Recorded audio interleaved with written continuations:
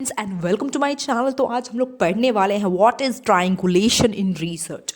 जैसा कि आप जानते हैं कि सोशल रिसर्च में क्या होती है, मल्टीपल रियलिटीज़ होती है। There are multiple realities in social research. जैसे कि अगर आप साइंस की बात करें तो वहाँ पे मल्टीपल रियलिटीज़ नहीं होती है। अगर वाटर का बॉइलिंग पॉइंट कुछ है 100 डिग्री सेल्सियस है तो वो आपका इंडिया में भी सेम है, अफ्रीका में भी सेम है, अमेरिका में भी सेम है वो चीज़। और वाटर का फ्रीजिंग पॉइंट अगर 0 डिग्री है तो हर जगह वो सेम है। तो सिंगुलर रियलिटी है साइंस में। लेकिन सोशल साइंस में क्या होता है, सोशल साइंस रिसर्च में क्या होता है कि मल्टीपल रियलिटीज़ होती है।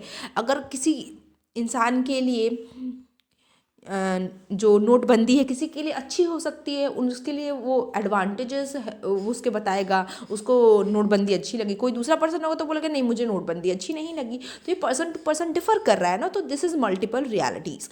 सो solving research problem in multiple way so as to increase the validity of answer is known as triangulation. मतलब जो मैं रिसर्च का प्रॉब्लम है उसको अलग अलग तरीके से सॉल्व कर रहा हूँ। मैंने मिस्टर ए से पूछा कि आपके 10th में कितने परसेंटेज थे, तो उन्होंने बोला मेरे 92 परसेंटेज थे। तो फिर मैं इसको और कैसे जानूंगा, मैं उनके पेरेंट्स से भी पूछूंगा जाकर कि क्या सच में मिस्टर ए के 92% आए थे क्लास 10th में।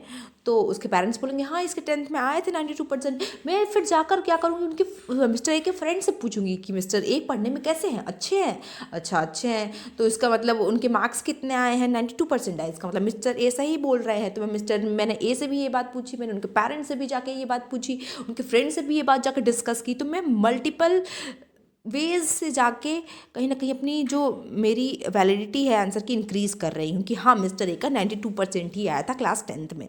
तो triangulation is mostly use in qualitative research. क्योंकि देखिए क्वांटिटेटिव रिसर्च में तो आप किसी चीज़ को मेजर कर रहे हैं ना, तो मेजर कर रहे हैं तो वहाँ पे कहीं ना कहीं सब्जेक्टिविटी नहीं आएगी। लेकिन क्वालिटेटिव रिसर्च में सब्जेक्टिविटी आने के चांसेस रहते हैं। तो ट्रायंगुलेशन या बहुत तरीक़ों से कुछ इन्फॉर्मेशन इकट्ठा करना इज़ योर ट्रायंगुलेशन। और ये बेसिकली हम लोग कहाँ यूज़ करते हैं, क्वालिटेटिव रिसर्च में यूज़ करते हैं। It uses multiple data. आपको ट्रायंगुलेशन में क्या होता है, मल्टीपल डेटा सोर्सेज को यूज़ करते हैं, multiple investigator, multiple methods use करते हैं। जैसे मैंने कि कोई मुझे इन्फॉर्मेशन जाननी है कि बताइए महिलाओं को क्या क्या दिक्कतें होती हैं अगर वो कमाती नहीं है, तो मैंने ये पार्टिसिपेंट का ऑब्जर्वेशन करके देखा कि अरे यार उनको बहुत दिक्कत होती है, उनको अपने फैमिली मेम्बर से पैसे मांगने पड़ते हैं जब उन्हें ज़रूरत होती है। मैंने ये फोकस ग्रुप में करके देख लिया, मैंने बहुत सारी महिलाओं को बुला लिया और मैं उनसे ये बात पूछने लग गई और मैं उनको बीच बीच में मोटिवेट करी थी। अच्छा बताइए क्या दिक्कत है आप फेस करते हैं। ऐसे मैंने फोकस ग्रुप जैसा कर लिया, केस स्टडी वगैरह कर ली to get the complete understanding of that social phenomena.